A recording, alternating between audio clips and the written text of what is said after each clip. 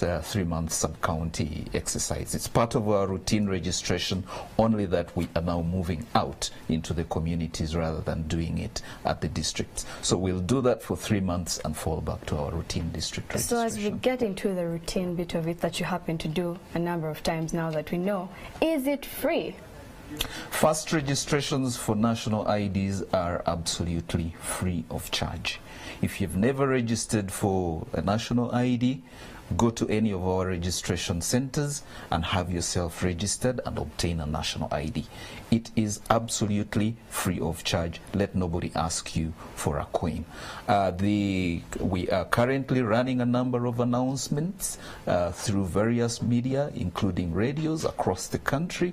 The requirements for registration are clearly outlined in there. Put together the documentation that you require and go to our registration centers. And what about those who have errors in their IDs? Maybe they might have lost their IDs. Is it also free for them? Any second transaction on the national ID attracts a fee, and that includes replacement for lost IDs. That includes change of particulars on the ID. You recently married, so you want to incorporate your husband's name. You apply for a change of particular, and that attracts a fee.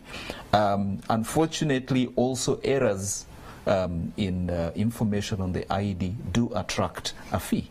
What we need to explain to our people is that whenever you go to our service points to pick your national ID once it's ready, the onus is on you to read the document and verify the information thereon.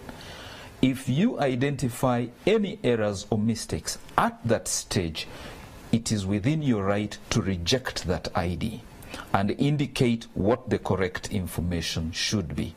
We shall retain that ID, go and print for you one that reflects your correct information, absolutely free of charge. However, the moment you pick it and walk away with it, on return, you will be asked to pay to have that rectification made. So you need to be very careful. Oh yes. As you pick up whatever you're picking up from there. Yes, you need to be very careful in verifying the information. So when you have finished with that part of verifying everything and they have told you you shall return in this time to pick up the ID, a number of people from 2014 even haven't gotten their IDs. What is the particular period in which one should wait after registration? In the current circumstances, we give a time frame of 3 months. Why? Because there's a lot of backlog of people who applied in 2015, 2016, and during that period who have not had their IDs come out. We also inherited from the National Information and Security Project, the mass registration project, a number of people who applied for national IDs, but whose applications had issues. Incomplete information, probably documentation not satisfactory, inconsistencies in information. And so we are working backwards to try and clear up that lot.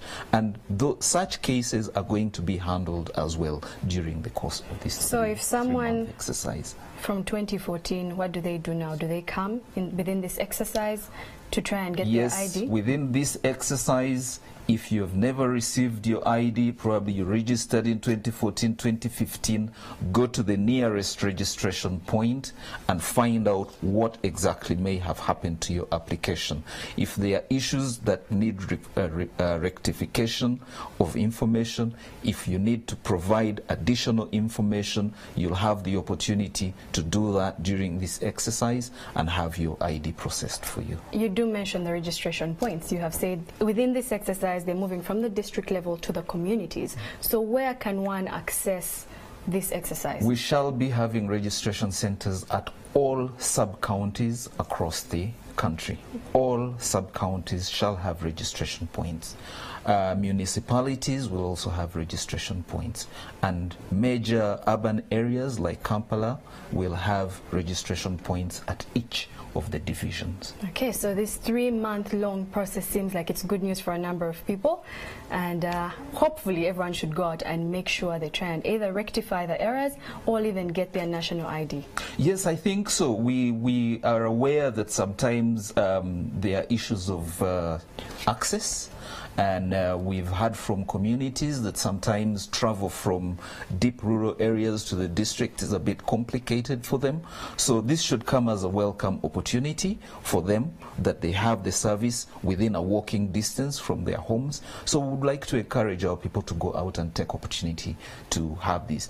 Maybe I would also wish to add that we have almost 2 million national ID cards that are ready but have never been collected. Have you informed the people that these are also have also been carried to they're always there at the districts, but we are carrying them to the sub-counties. So those who have never checked to pick them should also take this opportunity to go and have their cards picked. Okay, thank you so much, Mr. Gilbert Kadilo. A pleasure. Surely that is an eye-opener, and I hope you will go out. For those 2 million people who have not actually been able to pick up their national IDs, now is your time. NIRA is bringing the services closer to you.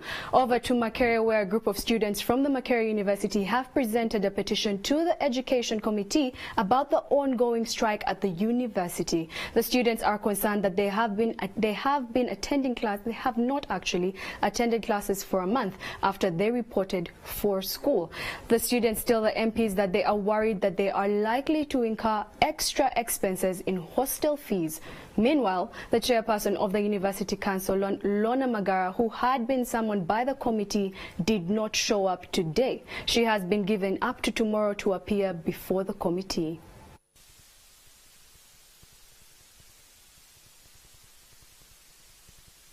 But not for